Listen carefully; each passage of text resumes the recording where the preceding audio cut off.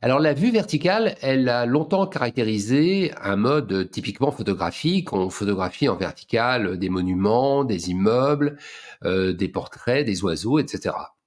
Mais depuis la généralisation du smartphone, on photographie et on filme incomparablement plus en mode vertical qu'en mode horizontal.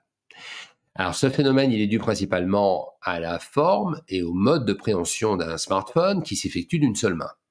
Et d'une seule main, eh bien, il est autrement plus facile de photographier, filmer en vertical, CQFD. Alors certes, il y a des gens qui photographient ou qui filment en horizontal, j'en fais d'ailleurs partie, pas tout le temps, mais c'est un mode de filmage qui reste quand même assez marginal. Mais alors, est-ce approprié de filmer en vertical en vidéo? Alors la réponse est oui, en partie. On peut considérer que certains sujets vidéo se prêtent mieux que d'autres à la prise de vue verticale. Premier exemple, c'est le cas des travelling sur une route, car ce qui est intéressant, c'est la profondeur et la perspective que donne la route, les abords de la route étant généralement moins intéressants. Deuxième exemple, il existe des sujets naturellement verticaux, comme cette chute d'eau, dont la verticalité exprime bien la majesté du sujet.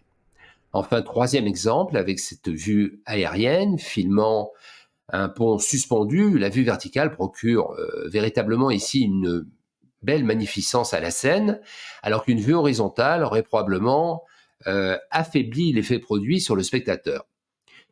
Alors maintenant, le vrai problème de la vue verticale en vidéo, il reste que si vous faites un vrai petit film, il faut tout le temps filmer en vertical pour conserver l'homogénéité du format du film, et ça, c'est une éventuelle contrainte dont il faudra être conscient. Voilà, passons au dernier sujet.